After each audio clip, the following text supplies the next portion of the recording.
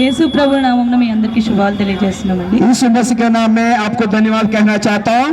యేసు ప్రభు వారు ఈ భూమి మీదకి మొదటిసారిగా వచ్చారండి. जब यीशु मसीह इस पृथ्वी पर पहली बार आया, ఆయన ఎందుకోసం వచ్చారంటే మన పాపాల కోసమే ఆయన వచ్చారండి. यीशु मसीह क्यों आया? हमारा पाप के निमित्त इस धरती में आ गया। ఈ భూమి మీద ఏ మనుషుడు కూడా పాపం లేని మనుషుడు ఎవరు లేరండి. इस पृथ्वी में कोई मनुष्य है जिसका अंदर पाप नहीं है। మనం ఎంత ప్రయత్నించినా కూడా పాపం అనేది చేస్తూనే ఉంటాము. कितना भी कोशिश करो हम पाप करते रहते हैं। అబద్ధం కూడా పాపమే అండి బైబిల్ ప్రకారం. बाइबल के अनुसार झूठ बोलना भी पाप है। మనం అబద్ధం ఆడకుండా ఏ మానవుడు ఉండలేడు కదండి. बिना झूठ बोलने का रह सकते। అందుకని యేసు ప్రభు వారు మన పాపాలన్నీ క్షమించడానికి ఆయన వచ్చారండి. इसलिए यीशु मसीह इस धरती में आया हमारा पापों को क्षमा करने के लिए। యేసు ప్రభులో ఏ పాపము లేదండి. यीशु मसीह के अंदर कोई पाप नहीं है। అలా అయితే ఆయన ఎందుకు కలవరి శిలువలో మరణించాల్సి వచ్చింది? यीशु मसीह क्यों कलवरी क्रूस पर मारा गया?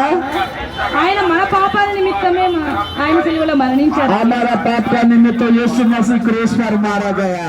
మన పాపాల కోసం మనం శిలువ వేయబడాలండి. हमारा पाप का निमित्त हम मरना था, కానీ మన పాపాల కోసం ఆయన చనిపోయారండి. हमारा पापों के लिए यीशु मसीह मारा गया। ఆయన చనిపోవడం మాత్రమే కాదు, కానీ 3 రోజుల్లో తిరిగి లేచారండి. मरना ही नहीं, मरने के बाद तीसरे दिन में जी उठा है।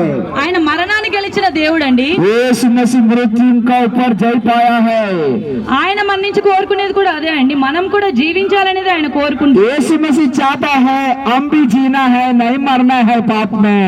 మనందరికీ ఒక ఇల్లు ఉంది కదండి. हम सबको एक घर है, అలానే మన ఆత్మకు కూడా ఒక ఇల్లు ఉందండి. हमारा आत्मा को भी एक घर है। మన ఆత్మ అనేది మన ఇంటికి చేరాలంటే మనలో పాపం ఉండకూడదండి. हमारा आत्मा परमेश्वर के घर जाना है तो हमारे अंदर पाप नहीं होना चाहिए। మనం పరిశుద్ధంగా మార్చబడాలంటే మన వల్ల हम అవ్వదండి. संत लोग होना, पवित्र लोग होना, धार्मिक जन बनना, అది మన వల్ల అవ్వదండి. ये हमसे नहीं हो सकता है। అది ఎలా అవుతుందని మీరు అనుకోవచ్చు. ये कैसा हो सकता है? అది యేసు ప్రభు ద్వారా మాత్రమే అవుతుంది. वो यीशु मसीह के द्वारा हो सकता है। ఆయన భూమి మీదకి వచ్చింది కూడా అందుకేనండి. यीशु मसीह इस पृथ्वी पर आया इसी का कारण आ गया है। పాపుల్ని పరిశుద్ధులుగా మార్చడానికి ఆయన భూమి మీదకి వచ్చాడు. पापी लोगों को संत बनाने के लिए यीशु मसीह इस धरती में आया है।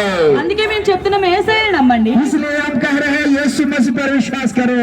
మీ పాపాలను ఒప్పుకోండి, हमारा पापों को मान लो, అప్పుడు మీరు క్షమించబడతారు. आपको क्षमा हो जाएगा पापों का निमित्त।